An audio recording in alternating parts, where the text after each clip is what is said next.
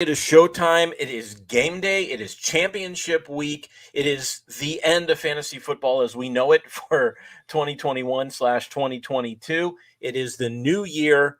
And for a lot of us, the questions are still out there. Who to start, who to pick, not pick up at this point, but who to start, who to bench, what to do in your championship games. Or you might be playing for that dreaded last spot, right? Or the Sacco Bowl or whatever you want to call it. So this is a very important week. What's going on, Brad? Well, there's always a lot going on right now. Obviously, you have your redraft and head-to-head finals in most leagues, right? There's very few that go through the last week of the year because everybody's sitting their players and whatnot. But there's all kinds of things going on. Different leagues, you can be playing for the first draft pick next year. You could be playing for points overall champion. There's still a lot of things. You could be playing to not be last, right? Right. Like in our league to have the dreaded, as we call the pizza boy pickup. There's a lot of different things. You could be playing not to get a tattoo at this point, right? You don't know. Yeah, that's true. So fortunately, I know you and I are both in different finals, one against each other. Right. One that you pulled it out last week and no pun intended, but beat me. That was insane. And I'm sure there were a lot of people out there listening who were in the same boat where going into Monday night, you had Kamara, you had Dolphin defense, and so it was a matter of how close you were. In our league, I was playing against Brad. I was 24 points down. He had Kamara. I had Dolphin defense, and we all know what happened after that. Yeah, we know. But I want to know what happened with you guys. We know we've got our regular listeners. We've got Travis out there who had the Vampire League. He wants to know whether or not he starts Waddle or A.J. Brown. Great question. It's going to be a great game. Wow. Brad, look, A.J. Brown is the only receiver they really have. Julio Jones is not playing. So he hasn't played all year, really, even when he was playing. So it's kind of going to be the A.J. Brown show. But if we're a PPR, how can you not start Jalen Waddle, who is on pace to break the rookie record for receptions in a season? All you have to do is look at last week and what A.J. Brown did, right? Coming back and being healthy and then peppering him with the football. I mean, that's a tough one. That is a real tough one because both defenses are very good, right? They both have to win their games respectively. So, man, I think you're looking at eight. I think maybe you're looking at air time, right? The ball, like A.J. Brown generally gets the ball deeper. Correct. Where Waddle is getting the shorter passes. So you factor that in some. So that's a whew.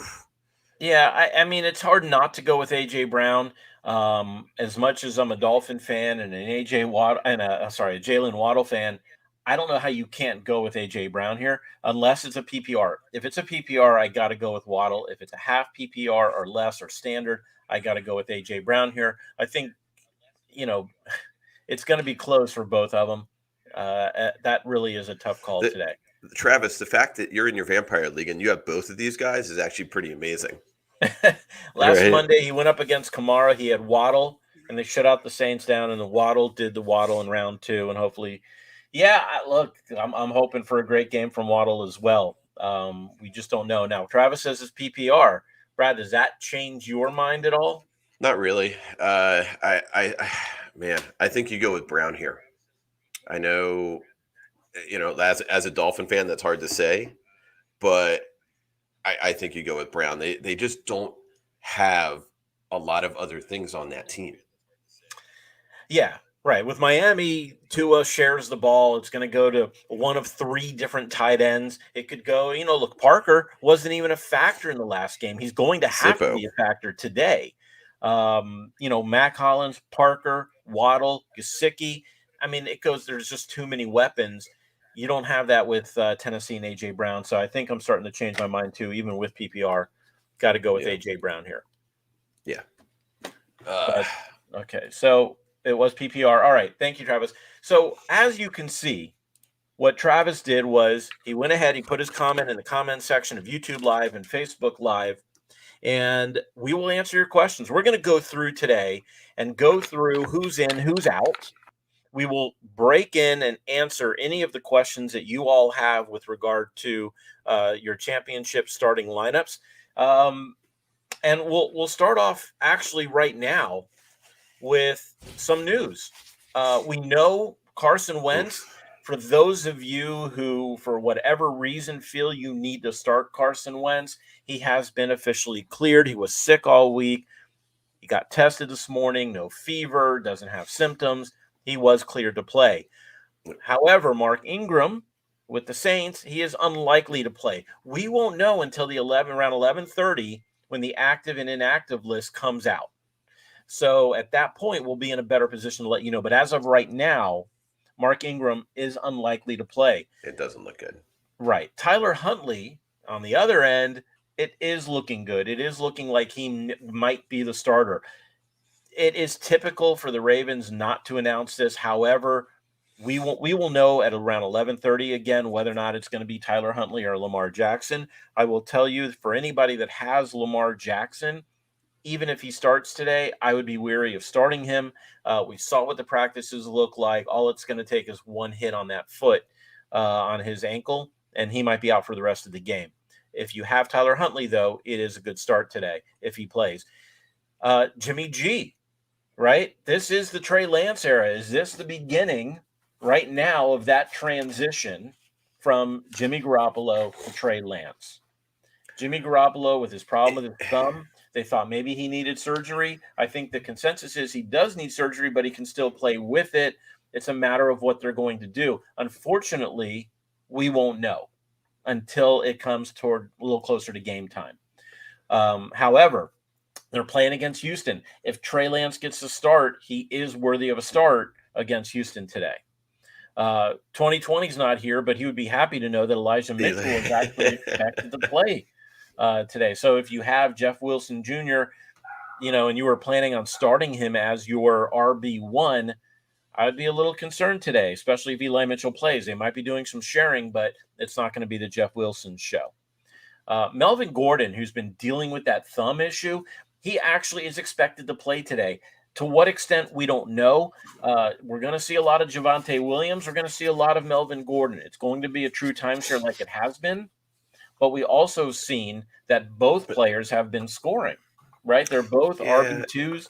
But that Denver team, Brad, they're decimated with other injuries. So I don't know that either one of those guys is going to do so great today, right? And speaking of that, I have Javonte Williams and I have Deandre Swift. Yeah. What do you do there? Yeah, well, it looks like Swift is going to play. I understand that. And they keep saying, oh, they're going to let him loose and all these things. Of course, Goff isn't going to be playing. So who knows? Again, it's kind of like the A.J. Brown and Waddle, like those two guys. It's a coin flip. Or do I sit Kamara? How do you sit Kamara? I should have said him last week. You can't sit Kamara. Even last week when they played against the Dolphins, you can't be in a position to sit Kamara. But Javonte Williams, he was dealing with that knee issue. He is also expected to play. Tyler Conklin is expected to play today. A person who's not expected to play, and it's okay to go ahead and drop him now, is Cam Akers. If you were like me and you heard the news and you grabbed him in case he would play today, it's not going to happen. He will not be playing today. In Philly, that debate between Jordan Howard and Boston Scott, it's looking like more and more and more it's going to be Jordan Howard. They had video of practice with him yesterday, and he looked fine. He had that stinger in his neck, and it looked like we didn't know whether or not he was going to play. It is expected that he will. Again, we don't know for sure until they put out the active and inactive list, but it does look like Jordan Howard is going to play. So temper your expectations on Boston Scott, although we will see plenty of both of them in Philly today. Mike Evans, he's supposed to play, but in a very limited capacity. Correct. Have somebody better. I would not play around with Mike Evans. Antonio Brown, though, yes. I was saying, what do you do with anybody on that Bucs team this week, right? They have a good matchup, but who knows what's going to happen, right? As a matter of fact, Travis is asking if he thinks Lev Bell is going to play. Who cares? Yeah, don't start him. I would not start him. Yeah, I would not, unless you're unless you're If anything absolutely happens to Rojo, they're going Keyshawn Vaughn. I wouldn't worry about right. Le'Veon But Bell. Antonio Brown, though, Brad, he is playing. He's he going to is be playing, but he's also coming off that injury from this week. So right. you know, He is coming off the injury, but he will be the main target. Cortland Sutton has been cleared. He's going to be traveling with Denver, but again, I would be wary of that, especially with Drew Judy's Lock behind out. center. Right. I'm sorry. Well, Judy is out. Right, but that And again, we don't know what that offense is going to look like today. I mean, if you have no choice, I understand, but and for two others that actually matter to a lot of people's lineups, Antonio Gibson has been ruled out. So look for Jarrett Patterson, right? He's going to be the guy to take over that backfield. He's still, because Washington's offense, he's still considered a low end RB2 or a flex option. The interesting thing in Washington is that Jonathan Williams, which is kind of the right. Nobody's talking about. He almost split. Right. He's your passing, but they're also behind. So and right. They might get behind again today. Right. So but they are playing against the Eagles. If they end up getting behind, you will see probably a lot more of Jonathan Williams. But I'm not starting Jonathan Williams unless you really are in a really deep. Yeah. And then the final one to talk about right now before the active and inactive lists come out is Clyde Edwards-Hilaire. We found out yesterday that he has been officially ruled out for today. So look for Daryl Williams and also Gore to be your running backs. Williams is a strong RB2 with, of course, a high ceiling on the upside for RB1 for Daryl Williams. Right. Sounds like we've got Kenneth. How you doing this morning? Oh, pretty good. I've got a bit of a situation in my wide receiver 2 spot. I have Waddle in there. Should I stay with him? I do have Hunter Renfrow available. Is this PPR or half PPR? Full PPR. Either way, I'm going with Waddle in this case. It's going to be close. Renfrow goes up against Indy's pass D. Yeah. I think it's going to be a low-scoring game, believe it or not, but I still think Waddle is going to be the target monster in my. I go with Waddle here as well. Yeah. And my other situation is in my running back 2. I'm torn between starting Barkley or Elijah Mitchell. Elijah Mitchell right now, unless it comes out at 4, right before, probably around 3:30 or 3:15, the inactive and active list for the 4:00 games comes out, and you'll find out whether or not Mitchell is active or inactive. The problem here is that Barkley plays at 1:00. So in the event that Eli Mitchell is not going to play, you won't know until after you have to make that decision on Barkley. There's maybe some other people. Cordero Patterson available. Well, as an option. Yeah, but he's also 1:00. So, Brad, I don't know how you feel about the whole Eli Mitchell issue versus Saquon Barkley. Do you take a chance? There is zero trust in Saquon Barkley right now. I don't go near him. I look at Eli Mitchell and maybe see if there's someone else to pick up in case Mitchell doesn't play. I don't know, but if you want 6 points, start Barkley. But no, I did listen Keith, we're getting feedback on you this morning, and they said that Mitchell is scheduled to play. That's correct. As of now, he's supposed to play, but you never know with warm-ups how that goes. Right. I was just suggesting that, it is risky, but I think as 2020 will tell you, the reward for starting Mitchell is going to be much higher than the reward for starting Saquon Barkley. It's just a matter, again, he's expected to play. It's just a matter of whether or not he does. But if in the event that he does not play, would it be wise for me to use Cordero? No, the problem is Cordero plays at also 1 p.m. Yeah. Oh. But I don't know if Jeff Wilson is available in your league, but in the event that Eli Mitchell doesn't play, you will know an hour before the game. You can go in and grab Jeff Wilson, who would be the starter if Mitchell doesn't play. So if Mitchell does not play, take a look at Jeff Wilson. Yes. Yes. Okay. Absolutely. Okay. All right.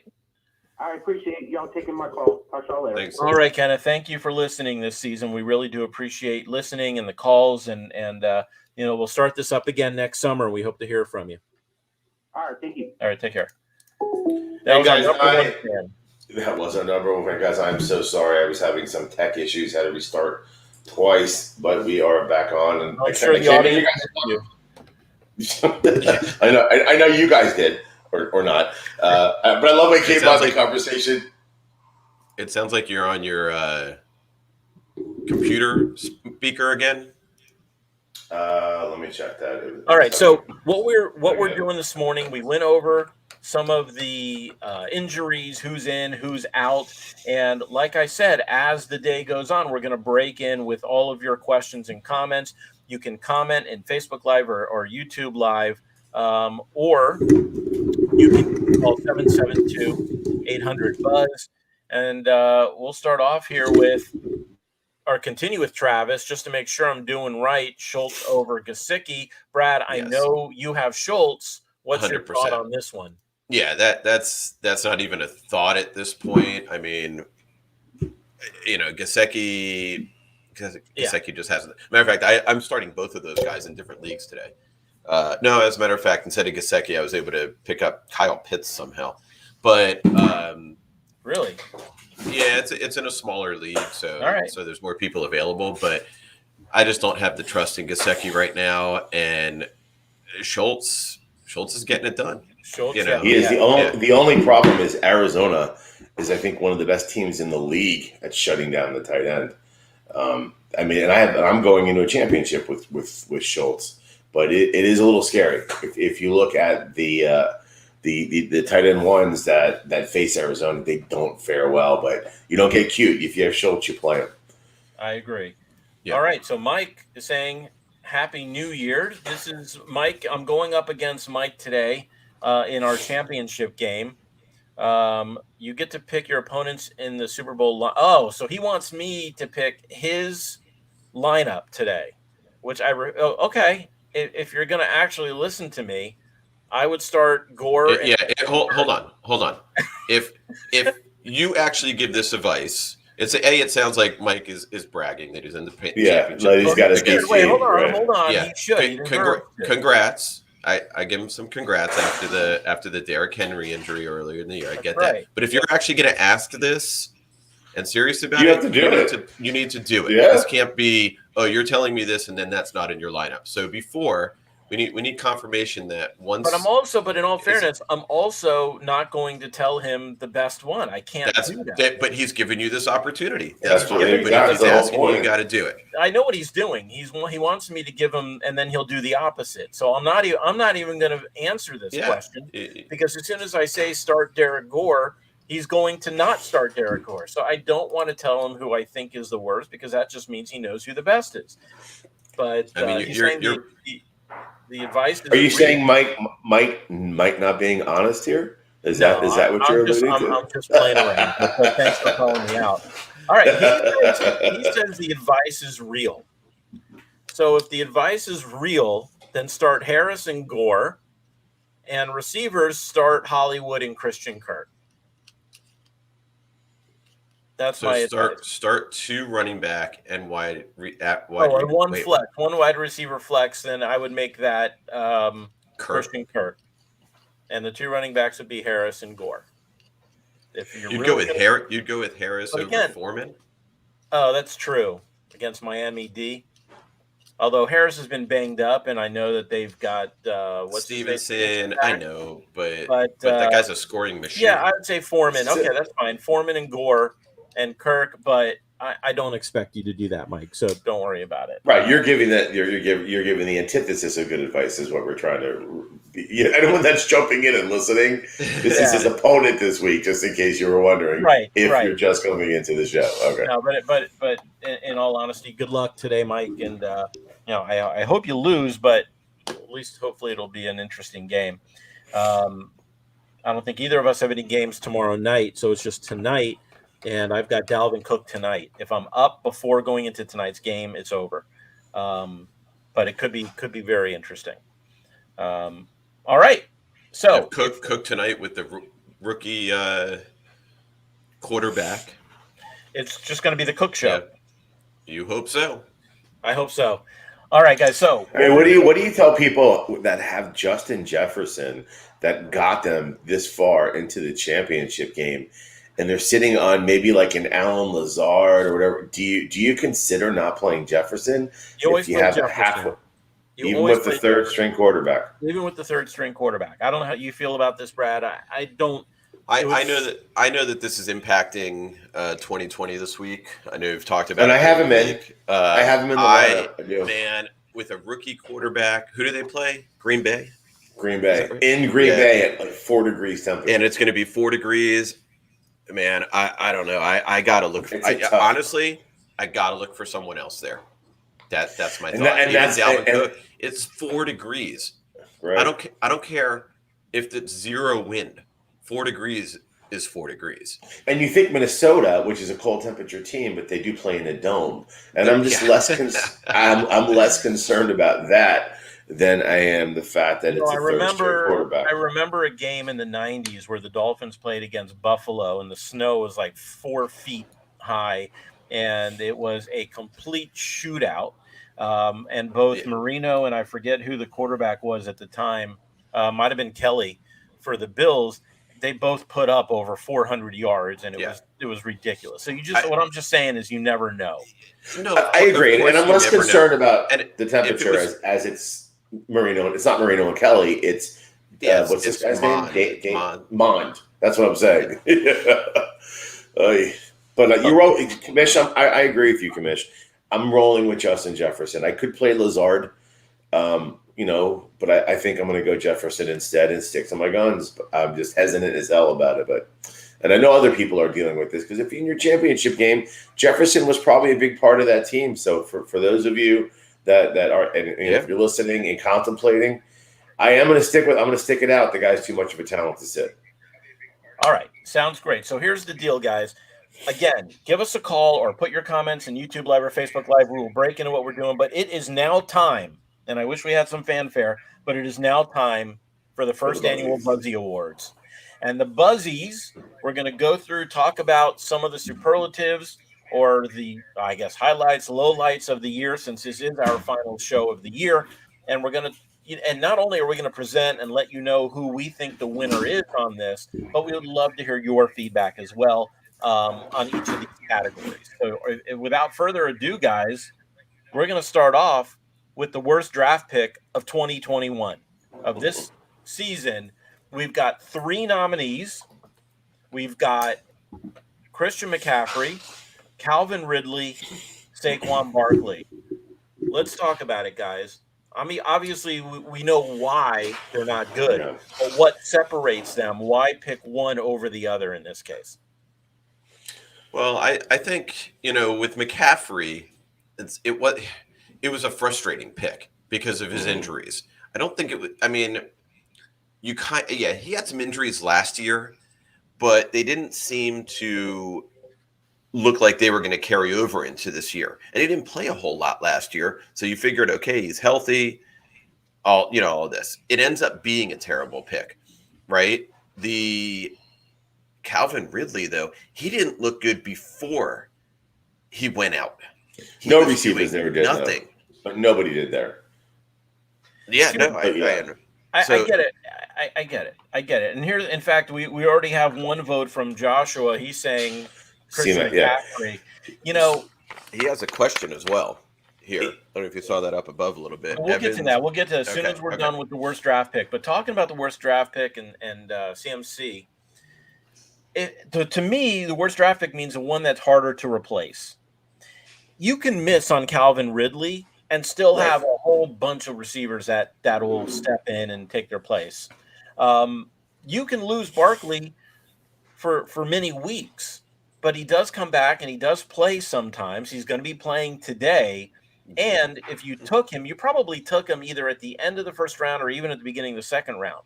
With McCaffrey, especially if you tried to handcuff him with Hubbard, you're lost, man. I mean, you had to really recover. And I know a lot of people that did. So I'm not saying it wasn't impossible. But that first spot, and then you have to wait all the way to the 24 or 20. I can't see it being anybody other than Christian McCaffrey, given that he was supposed to be the number one pick. And one more thing, we knew he was going to be hurt. Right. Everyone said he was going to be hurt. And yet he was a consensus number one pick. Although I will give Cyclops credit. I know that when we were going through our lists of running backs and who to take, I think I have it here. This was over the summer when we were trying to determine which running backs to pick. It looks like you had him as number 3, Brad. Yeah. So good job. You had Dalvin Cook. Now, Henry, we didn't know he was going to get hurt. You had Taylor at 4. This is not a bad list. No, I wish I would have listened to my own advice. Akers got hurt. Yeah. So, you predicted Dalvin Cook. So good job on you, although he got hurt too. And if you didn't have Madison, you probably and Henry got hurt. If I would have listened to my own advice on this list, I would have taken. Well, no, I was number 3, so I would have taken McCaffrey. But yeah, Taylor worked out the best out of all those guys. He absolutely did. Well, we'll get to that. We'll possibly get to that. In the meantime, like you said, we do have a question from Joshua. Let's throw that up here. He wants to know. Oops. There we go. Evans or MVS? To me, it's a no-brainer. You have to go with MVS, only because even though Evans is going to play, they've already come out and said that he is going to be limited, meaning we don't know if he's on a pitch count. Is he only going to play 15 snaps? And you know what? He might get 2 touchdowns in those 15 snaps. So I'm not saying Evans isn't going to do anything, but I think, MVS, even though he's part of that triumvirate of Adams, Lazard, and MVS, I still think he has the better opportunity today, guys. Yeah. No, agreed. If he's limited. Yeah. Even in that cold weather, but I think they're going to have the ball a bit. That may turn into a true run, Dylan and Jones game. Yeah, but I agree with you. MVS, when he's in, he has been his last few games that he was in, he was getting peppered with targets. Even with Lazard in, with Evans on a pitch count, you got to go MVS there. All right, and Joshua also says nobody thought Taylor was going to go off like he did, and it's no. I mean, people right now can say, "Oh, I knew we knew he was going to be good. We knew he was a first-round draft pick. We knew that he had the potential, but to do what he did, I don't think anybody had him as your number 1 or 2 running back of the year. Turns out to be he's the number 1 point scorer for running backs this year. All right, so we talked about the worst draft pick here. Let's vote now. I'm going with CMC. Keith? Yeah, same thing. And you actually took the words out of my mouth. He's taken at 1. So you're in a 10 or 20, 12-man league. You're waiting 20 or 24 picks. That has to be, by far worth that value. And then on top of that, if you were smart enough to grab Chuba and he was really nothing special, there's no question, for me at least, worst draft pick is definitely C-Mac. Brad? I'm sorry. Repeat it. I was getting a. No, we're both going McCaffrey. So the Buzzy. We just wanted to know your pick. It's McCaffrey because of where he was taken. Right. For sure. And I think I didn't think McCaffrey was going to have the kind of injuries he had all year. I thought he was going to be maybe miss a game, maybe 2 games. But Barkley, he's playing this week. I thought I was not going anywhere near Barkley this year. Right. Anywhere. I wouldn't have taken him I would have taken him in like the 12th round maybe. but certainly not in the second. So McCaffrey, we're going to send him a Buzzy T-shirt, the worst draft pick of 2021. Maybe he'll wear it. I don't know. We'll see. Okay, from worst draft pick to best draft pick, guys. Well, who took him? That was that Dan? In our league, Dan took McCaffrey. All right, so we'll send him a T-shirt. There you go. And now we talk about the best draft pick. Who's going to win the 2020? This is a tough one. Draft pick? To me, I agree that this is pretty obvious here. Again, we're not talking about who's the best fantasy football player, guys, right? We're talking about who got the best draft pick for the spot that they were picked in, considering what they were supposed to do or not supposed to do. We've got Deebo Samuel, who just went off. We've got Leonard Fournette that nobody predicted how good he would be this year. And, of course, Cooper Kupp. He's just a monster out there on the field. Guys, is there a debate here?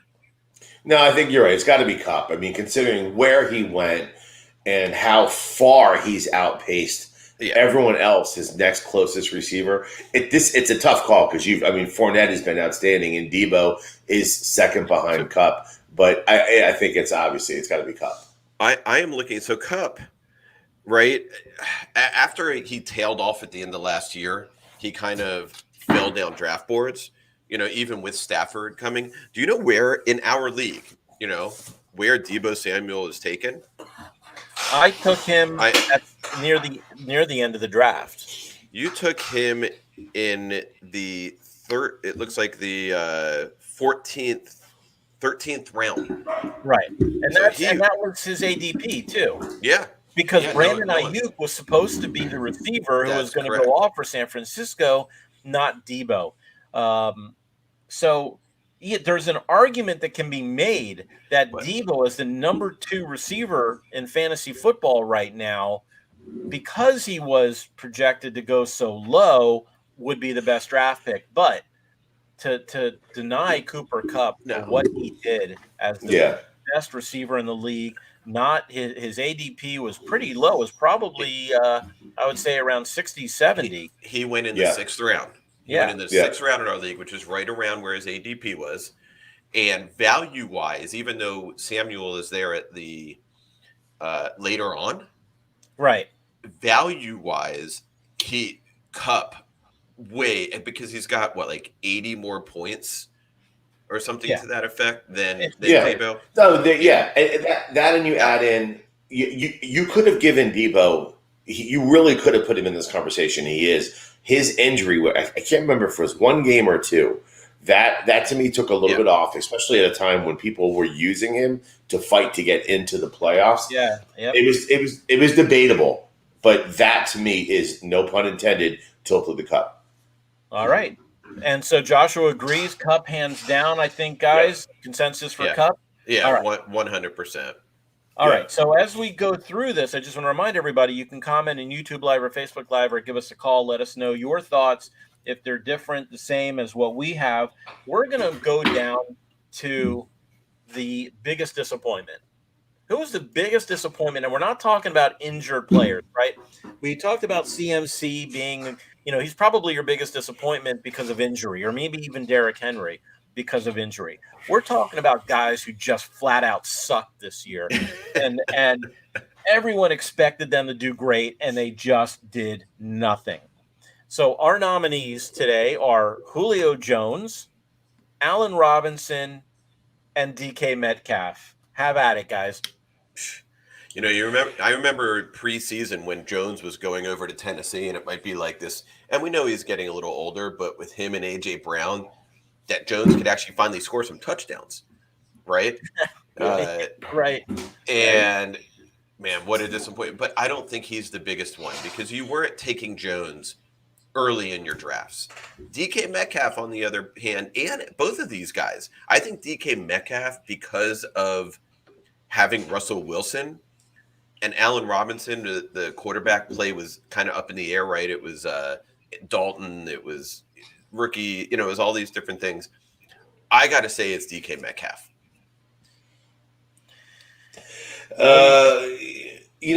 It's DK Metcalf. Granted, there's no question the guy did not live up to your fantasy expectations. Supposed to be a top 10 wideout. Still came in as the number 22 wideout in football. Major disappointment, but still, he gave you some weeks.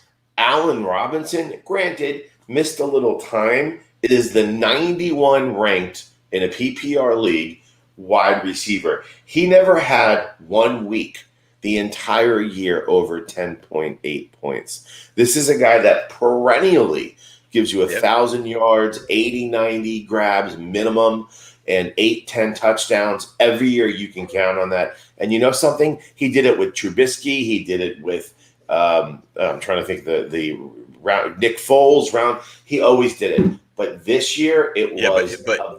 But now he's got Nagy there. Well, exactly. But either way, this guy is always like a top 15, top 20 wide receiver. He's a stud. To fall in at 91, not have a single week the entire year over 10.8 points. I mean, Metcalf gave you something here and there, a little, not much. But and I think Robinson, 1 touchdown the entire season. That to me is abysmal for a guy that's a top 15 wideout. So I got to go with Robinson. So let me break the tie here. You're right in that Allen Robinson, you said, was normally around the 15th. His ADP coming into the year was actually 38 overall, meaning somebody would have grabbed in the 4th round. He was projected as the number 13 receiver. Where DK Metcalf had an ADP of 18, he would have been taken in the 2nd round as the 4th overall receiver. You're absolutely correct in everything you said, 2020. I don't disagree with you with regard to the expectations for Allen Robinson, considering what he's done year over year. The problem I have, and the reason why I'm going to go with DK Metcalf here, is because if you had DK Metcalf in your lineup, you don't even know from week to week who he is, what he's going to do. If you had Allen Robinson, he would have been gone by week 6. Right. And there would have never been a question as to whether or not you're starting him. There are questions today on whether or not you start DK Metcalf in your lineup. That, to me, is the bigger disappointment, that you no longer have that stud. When we do start and bench him, and we're like, if you got your stud, start them. We're not going to tell you to start them. Last year, the year before, he was one of those studs where you didn't even question whether or not you were starting him.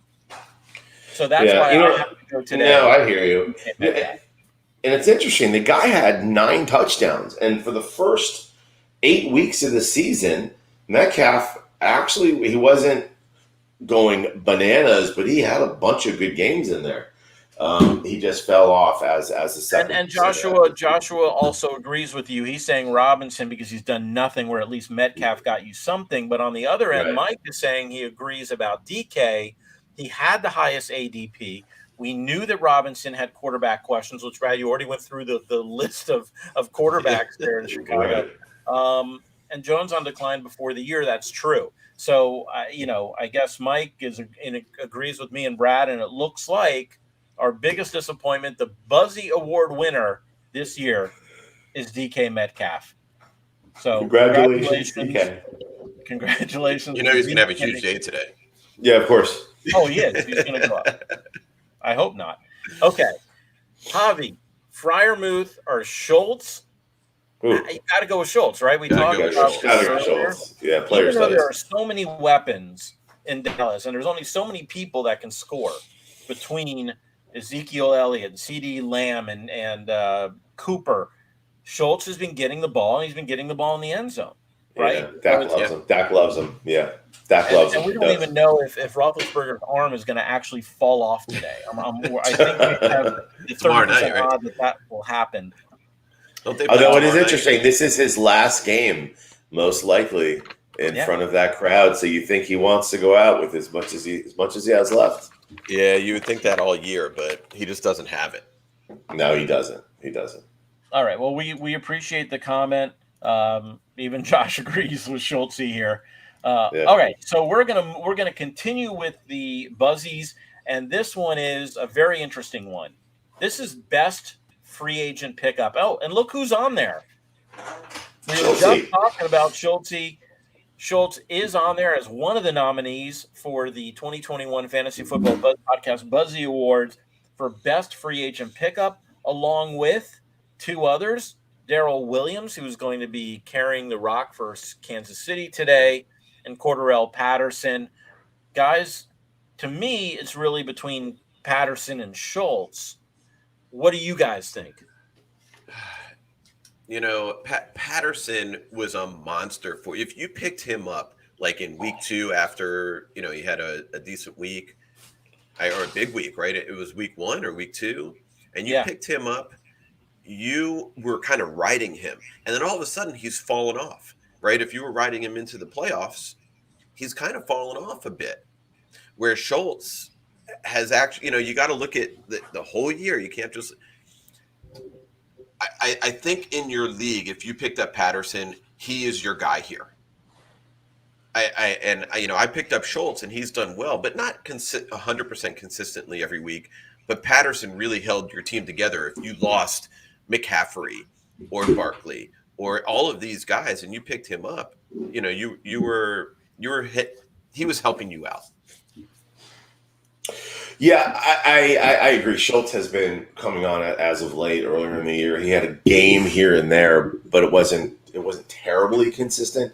Where Patterson is a guy that probably got you into the playoffs. He's falling off a little bit, no question. But what he was doing on the ground and in the air and out of the blue, I mean, to me, he was winning, single-handedly winning games for people with the amount of production that he was getting. So, and it was pretty consistent throughout the year. A little fall off, but I mean, for me, it's going to be Cordarrelle. He was just too valuable most of the season. Yeah, it's very difficult for me to pick a tight end regardless of how good he is, unless you're talking about Travis Kelce numbers. It would be hard for me to say to put him up there. We knew that going into the season, though. I mean, we got to give Schultz credit in that they had that two-headed monster of Blake Jarwin and Schultz, and nobody knew at that time when we were doing this who was going to be the starter. And I think it started out as Jarwin. He got hurt, and then they never looked back. But when you're talking about tight end and the impact that the tight end has on your team versus the impact that a running back has on your team, I don't think there's a question here. I'm going with Cordarrelle Patterson. Yeah, and just looking back at Schultz's numbers, he like weeks 3, 4, 5, 6, he was 10 plus, over 20 one week, and then he had like this lull of 1, 2, 3, 4 weeks, not over 10, and then 14, and then another kind of low weeks, and then the past 2 weeks he's kind of stepped it up. So overall, in the consistency, definitely Cordell. All right, so it looks like we have Cordarrelle Patterson. He was nobody's radar or depth chart. He was a stud throughout. That's correct, Mike. Thank you. And Josh also, I believe he agreed. Oh, no, he says it's tough. He has to go with Patterson because he was more consistent than Schultz. Right. Right. No. So we get it. Okay. So it looks like the winner of best free agent pickup, the Buzzy goes to Cordarrelle Patterson. We don't have fanfare or applause, but just pretend that there is right now. We have another question here. Full PPR question, guys. Brandon Ayuk or Van Jefferson? You guys are on the Van Jefferson bandwagon, or at least were. What are your thoughts on this one? And San Francisco is playing Houston. Oh, And this is full PPR. Is that what he said? Yeah. I think Ayuk's got more of an opportunity to get some more touches. Like, maybe he gets like 6 or 7 catches, where maybe Jefferson's going to get 3 to 5. But I think overall value, those 3 or 5 might be better than Ayuk's 6 or 7. I don't know. It's a tough one. I mean, if Garoppolo's in, it's a different conversation. But it's Trey Lance who is. I mean, the game he played, he looked good running the ball, but there was not a lot of throwing going on there. And I don't love either option. With all due respect, Kyle, this week.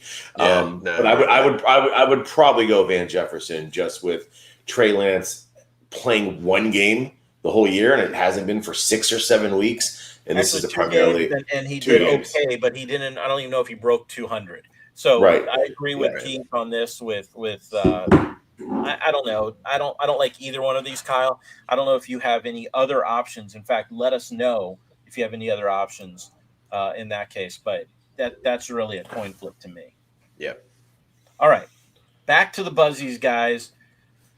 1 second. Let me get. I just think Van Jefferson has the opportunity to get that 40, 50, 60-yard touchdown today. Exactly. Right today does. Right. I think he'll get at Baltimore least got five, 6, 7 targets. At least. Baltimore got smoked last week. So, and you know that Stafford's going to be looking to come back after his kind of flop last week. Thanks a lot. Thanks a lot, Stafford. Yeah. Right. Thank you, Stafford, for being a disappointment last week. Yeah. You got me ready for the consolation game, Stafford. We don't take this personally or anything. Not at all. Okay, so here's a fun one to talk about. Who's the most injured? Who's going to get the Buzzy Award for the most injured player? Is it Christian McCaffrey? We've already gone through that. He was nominated. Chris Carson being helped on the cart there, which is a too familiar scene, being nominated as well. And then the entire San Francisco backfield being nominated between Mostert, Sermon, and Hasty, Mitchell and Mitchell. Hasty, and Wilson was injured going into the year. Right. Wilson, everyone, all of them. That didn't take Joshua long to say 49ers backfield. So funny. Unbelievable. So yeah. Then it looks like 49ers backfield. Look, I have to go with 49ers backfield too, because at least McCaffrey saw the field. Now, I think there were too many of them. If it was just one or two 49ers, but you're right. I have 3 up there. I could have put 2 more up there.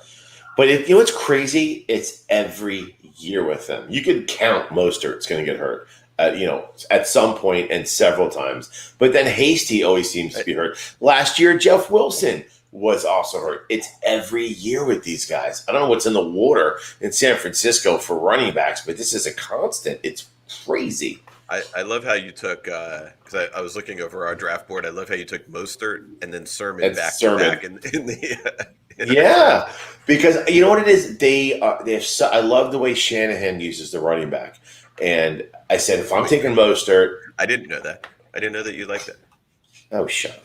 I said if I'm taking Mostert, I'm going to be smart and grab Trey Sermon because that would be smart, right? Wouldn't it be smart to grab Trey Sermon, not the 6th round draft pick that they had this year, but the 2nd round guy, or was their 3rd round? I was upset when you took Sermon. I wanted Sermon, so I get it. I understand. Okay, so I think we don't even need any more discussion. I think the winner of the 2021 Buzzy for most injured has to go to the San Francisco backfield. We'll have to print up 5 different shirts, or maybe just one and give it to 2020. Yeah, thank you. That's true. I'm their advocate, so that's correct. All right, so we have a few other questions. Kyle says, though, he was the one talking about Van Jefferson or Brandon Ayuk. He's got Jared Patterson. Oh, Patterson, yes. I'm going with Patterson. Yes. I don't know how you feel about this here. Oh, yeah. It's going to be a high volume. There's nobody else there except, what's his name? Who's the other guy? Jonathan Williams, who's had like 9 carries. You know what? I got to tell you, I'm debating between Patterson and Ogbunawale, if I'm saying that right. I think Patterson should have a very good game. I'm certainly going to get all the volume. It's him all day, so I like that. Out of those 3, I'm going to go Patterson. Patterson, I think, is going to be one of those guys today where it's going to be boom or bust, right? You got to go for it, though. He could have 8 carries for 18 yards, or he could have 18 carries for 120 yards.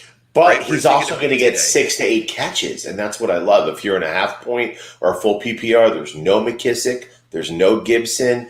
Heineke, when he's going to throw those balls and check them down, you're going to see Patterson all day getting it's his backfield. He's not the pass catcher there. Again, we were talking about this earlier before when you were having issues. Jonathan Williams is coming in for the catches there. He's not getting the rushes, but he's getting some catches. So. But overall, I think you go with the running back here because of the potential. Okay. All right. So it looks like we have a consensus here with Jared Patterson. Let me see. 49ers backfield. Mike agrees by sheer numbers, 49ers. Joshua said then Coleman was supposed to be good with Shanahan. That was last year, though. Mike says, why didn't you grab Mitchell? He did. How much did you spend on him? $32. $32. You remember? Well, it was a big part of 32 on the back. 32 Mitchell. There was a lot of discussion about that $32 spend on our show. That's why I remember it. So since we're talking about free agent pickups, I know that I look back, and again, we're doing a kind of a year-end summary show. What was the biggest mistake that you guys made that you're not going to repeat next year? In other words, you might have made a mistake by picking up a certain player, but I'm talking about like what mistake in general. I know it, and it was, for me, it was the draft, and it was grabbing Kyler Murray, who granted, for the first 3 games. I'm saying that you're not going to repeat next year. What I'm saying is the mistake. No, I have back too high, and that you're not going to do that again. Yes, okay. That's what I was going to say. If you would, if I could speak, it was drafting, not just drafting Kyler Murray. I should have said that differently. I'm sorry, Commish. Drafting a quarterback too early. I had a thing for Kyler Murray this year, and I said everyone did. I don't usually draft quarterbacks early. And I was thinking about this a little earlier as I was trying to get my camera and mic working, that there are at least 12 really high quality starting quarterbacks right now that I would take on my fantasy team. And going Murray as early as I did, which I don't do, and I can't remember if it was the 4th or 5th. Like, why did I do that? And there are guys I could have had a Cooper Kupp there or something like that. And I'm just not making that mistake this year. There are too many Burrow, Herbert, Rodgers. We're going to get one back next year with Watson. Brady. So for me, Brady, Stafford, it's insane. There are 12, because whether you're a 10 or a 12, everyone's different. There are 12 quality starting fan. Josh Allen, Lamar, it's Mahomes. It's crazy. Murray was right in there. No, he was, but I took him at like I was enamored with him. I wanted him this year. Yeah. And I took him like 4th round or whenever I took him. And I'm like, I am not doing that. I'm waiting. As you should have been. I mean, he put up amazing numbers last year. It's not like you were looking for him with his weapons there, that he was going to have a huge year. But he ended up behind Jalen Hurts.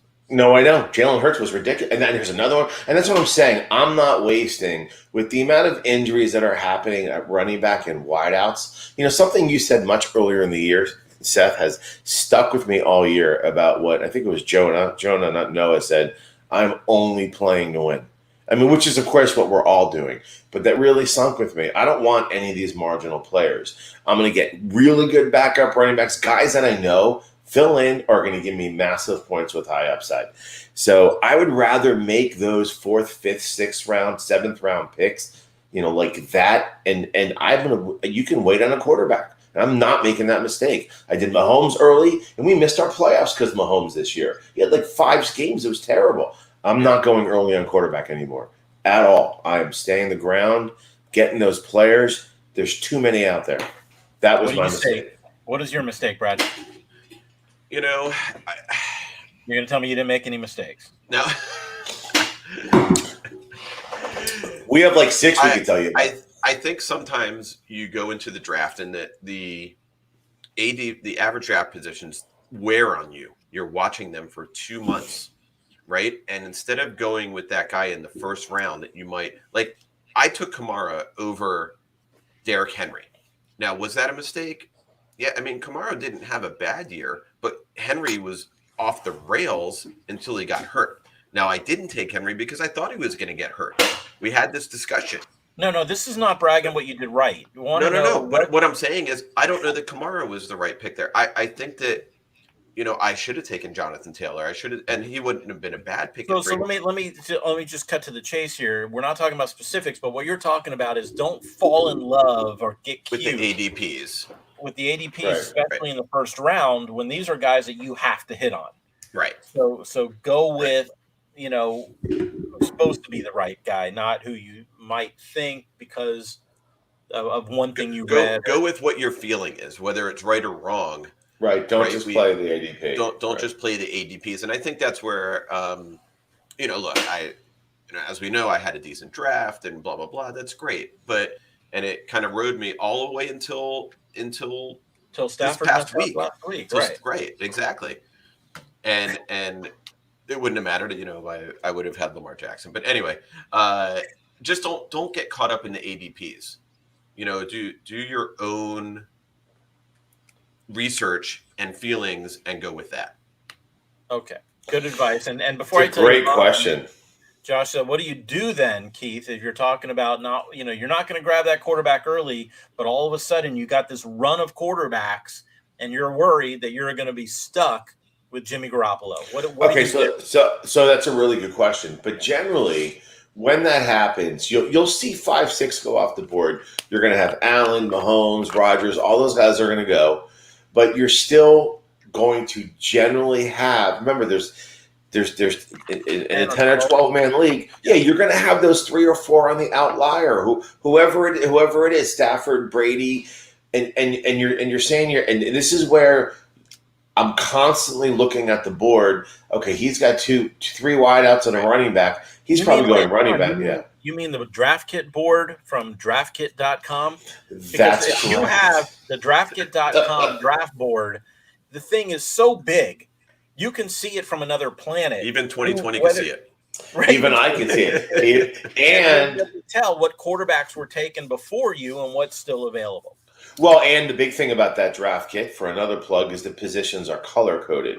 So even if you're just seeing, it's really easy to identify who has running backs, wideouts, what have you. So you got to watch the board. But that's kind of my point. Even when the quarterback run happens, no one's taking their second quarterback, before the 8th or 9th round. Maybe one or idiot does that because they just probably trying to mess with you, and that does happen. But my whole point is, even when that quarterback run happens, they're taking those quarterbacks. You're still stocking up on high-end wide receiver 2s and good running backs, and then you can wait and make the 10th pick, and you'll end up with a Joe Burrow or a Justin Herbert, and you're happy with that. And that's the whole point. Let the run happen. Take the last one. That 10th quarterback is going to be fine.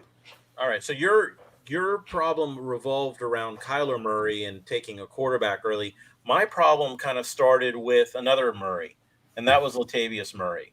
My biggest problem this year was that I spent all of my fab money too early. I was, there's years that in the past where after the first 2 or 3 weeks, you find out who the free agents are going to be that you need to have on your team, whether it's Patterson. At the time, Latavius Murray was supposed to be the starting running back for the Ravens, and then all of a sudden he wasn't. Then he got hurt.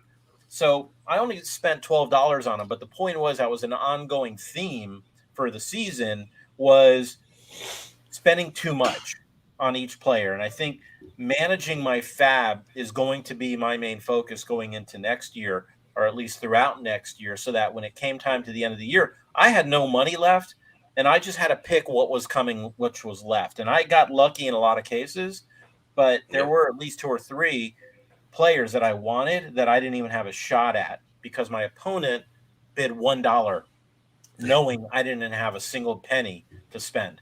So managing fab, not picking quarterbacks early, go with your gut. Don't rely on ADP necessarily. And by the way, if you look at the ADP for our league, it is completely different than what all the quote-unquote experts are saying because every league is different. Yeah, we know in our league, for example, you're going to be able to get a quarterback later. There are some leagues where you can't, but we know in our league can't. So that's another thing to keep in mind when looking at ADPs, know your league. Yeah, the league that 2020 and I split, the quarterback is valued so much higher in that league. So there's generally a quarterback run earlier. Right. So, yes, that's a very, very good point is to know your league. And we were able to get 2 high caliber quarterbacks in that league and waited on Stafford and Brady. Absolutely. Yeah. All right. So we really we have one more Buzzy left, guys, and it is the fantasy football MVP. Who is going to win? This is the most coveted award in fantasy football. It is the 2021 Fantasy Football Buzz Podcast Buzzy Award for fantasy football, most valuable player. Look, all I did was, guys, we nominated the number 1 point getters in each category in quarterback, running back, wide receiver. We've got Josh Allen, who I hate having a Buffalo Bill on my screen, but he was the number one quarterback going into today. We've got Cooper Kupp, which we've already talked about, and we've got the GOAT, Jonathan Taylor. Guys, who is it going to be for you? It's tough. I mean, I think I can easily remove Allen. I mean, he's incredible, but just the sheer excellence and inconsistency that Kupp and Taylor put up. But I think for me, it's going to be Kupp, and I'll tell you why. Taylor was pretty much everywhere his first round pick. So I mean, obviously, and you got the value and a whole heck of a lot more. But this is a guy that was going anywhere from 4th through 7th off the board, and he produced number one, and you love that, and that's a big deal. But Cooper Kupp, this guy was going almost everywhere, 5th, 6th, 7th, 8th, or later in most leagues. Nobody had expected anything remotely close to like this, and he did it every single week, as did Taylor. And I mean, you got a lot of people playing the championship because of this guy.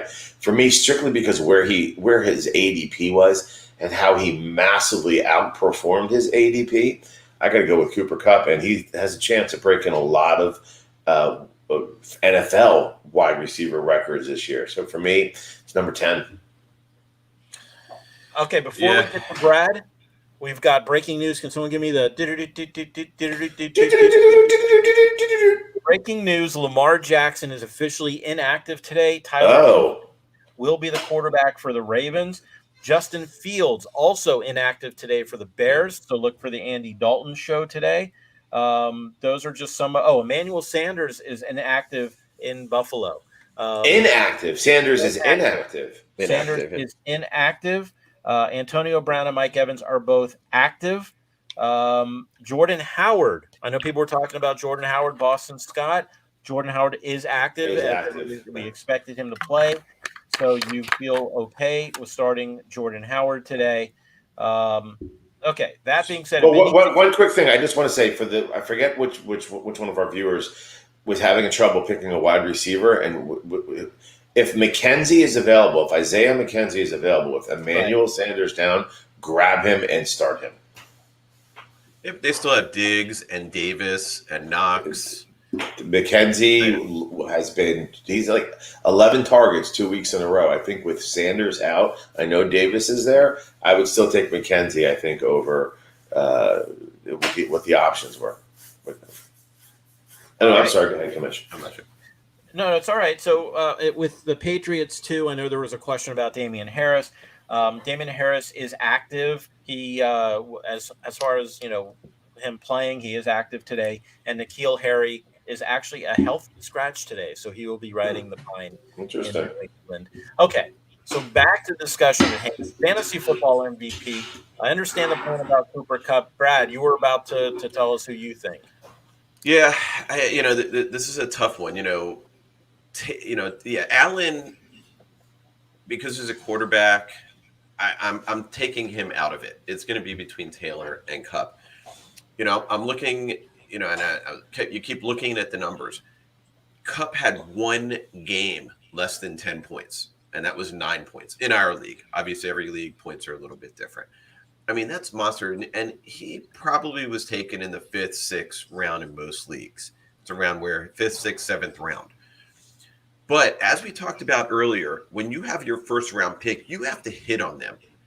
How many other first round picks? Now, Taylor had like 2 slow weeks early in the year, but the rest of the year he's just been amazing, except last week when even at 13 points was a bit of a disappointment.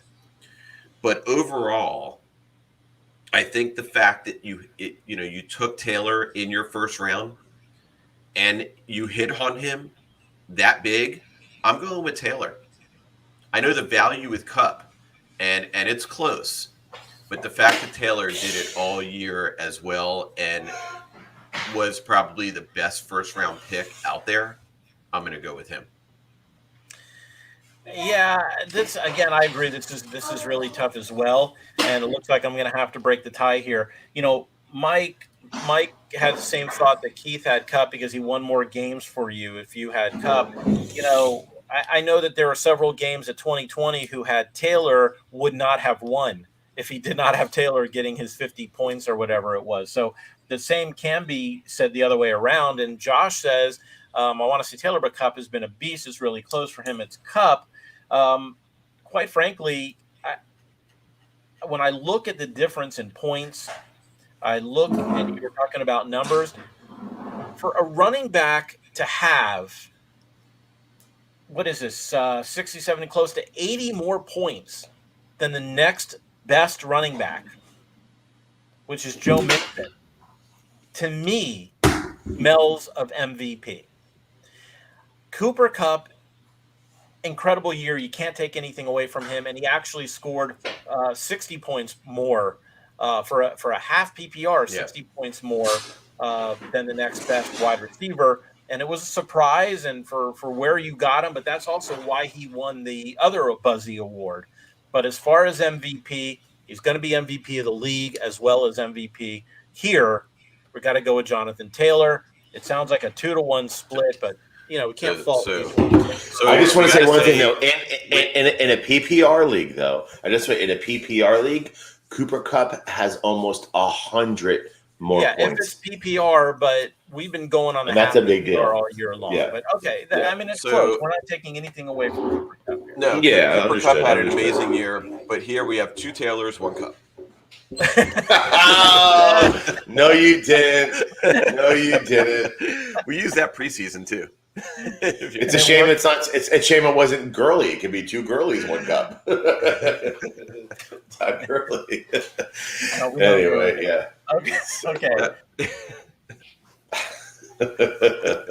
All right. So those are the Buzzy Awards. We've gone through everything. Are there any awards that we have not given?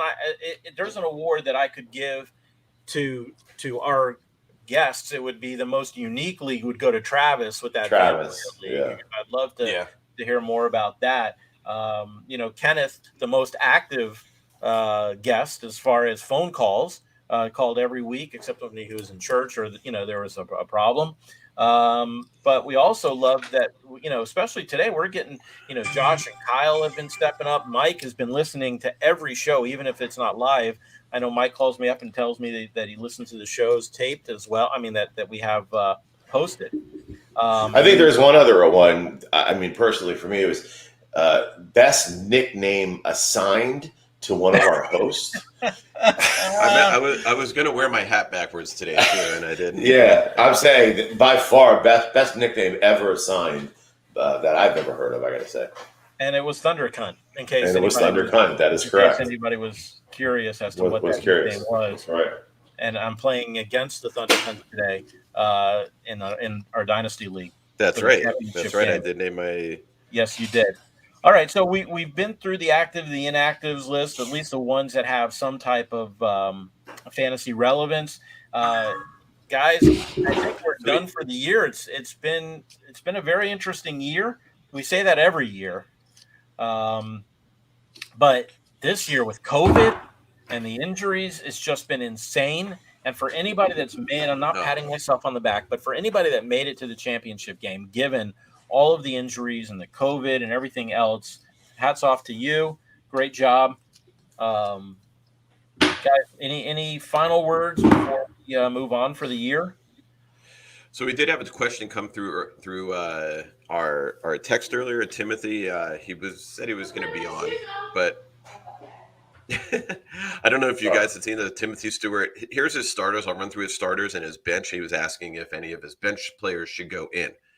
So his starters are Allen, Penny, Sony Michel, Higgins, St. Brown, Kmet, Josh Jacobs, I guess, in a flex, Michael Pittman in a flex, and Seattle D. Now, he's got these people on his bench. Trey Lance, so I think we'll all go Allen over Lance. Oglebowale. So we'd be looking at him over Jacob. Yeah. Penny and Michelle or Jacobs, I think you're sitting him. Barkley, no. Patterson at Philadelphia, but the one that possibly you go with Pittman at Las Vegas or DJ Moore at New Orleans. That's really the only one that stood out to me. I can't see, even with Sam Darnold, DJ Moore started out the year with Sam Darnold, and he looked incredible. Mm-hmm. He would have won the MVP if he would have continued doing what he was doing, and then he dropped off. But New Orleans is healthy again. They get a lot of that those defensive players back. They can be very scary. I mean, look, the Bucs didn't even score against them with their receivers. Darnold's going to be running for his life, right? Right. Yeah. So it would be hard for me to start DJ Moore in this. But listen to that team. I find it so interesting, and I'm dealing with something very similar. How much of that championship team, or that's playing for a championship, right? St. Brown, Penny, Michelle, riding your championship. Barkley, your first-round pick on the bench. This is what is so great about fantasy football. You're into your championship with great waiver wire acquisitions, benching a lot of the players that and that's fantasy football. I just love that. Yeah, and I guess when I'm taking a quick look at my roster and see how many of them are free agent pickups as well, and I'm actually starting a free agent quarterback, a free agent running back, number one, and a free agent flex. So I mean, they're out there. It's just a matter of pulling the trigger and getting the right guys, and also getting that luck, because there's a lot of luck that goes into and trades. Yeah, absolutely. And then there's things like today, 49ers defense against Houston, but I've chosen to start the Dolphins against Tennessee. And I don't know if that's a homer pick, but just the way the Dolphins defense has been playing, it's hard, even though the experts are saying go with San Francisco over Houston. We've also seen what Davis Mills has been doing to teams lately. He's actually been looking like a decent quarterback. So an interesting question for you guys. I'm similar, Commish. I can start the Dolphins D against Tennessee, or I could start a healthy New Orleans D against a struggling 31st ranked offense in Carolina. I go with New Orleans. I don't think there's a question there. No question, and that's what I do. And I wanted to make the Dolphins game more fun, but with A.J. Brown back, that's just it might be a little too much offense. So like Mike, you said, you got to play to win. So Mike's thanking us for a great season. Thank you, Mike. We appreciate you listening every week, and you're welcome. Bruno loves us. Hey, Bruno. Brune. Bars in the tuck. Full PPR. Have to bench one. Rojo, Damian Harris, Daryl Williams, or Zeke. I'm benching. Zeke. You're benching Zeke? I mean, it's going to be the Daryl Williams show. Damian Harris. Is Stevenson playing? He is, right? Stevenson is playing, but he's not. Okay. He's not listed to start as a. Okay. I mean, he might, as we know right now. Damian Harris. I'm just curious, but Rojo's a definite against the Jets. That's a dream matchup. Daryl Williams has been phenomenal in relief of CEH. I know Gore's there. I don't know. Dallas is playing. Arizona. Oh yeah. Who has good defense? I don't know. And Damian Harris goes against Jacksonville, so you can run against them. So, I'm Zeke. I'm benching Zeke. Believe it or not. I don't know, bro. Rojo's a must. Wow, that's a tough one. I mean, I think, and it's PPR. Remember, I think I said Daryl Williams. Oh, he's been so PPR, good. Yeah, I know. So good. Commish knows he had him. I have him, starting him today. So yeah, Damian Harris. Yeah. So to me, it's between Harris and Zeke, but to me, they're all great picks. It's a nice team. That's tough.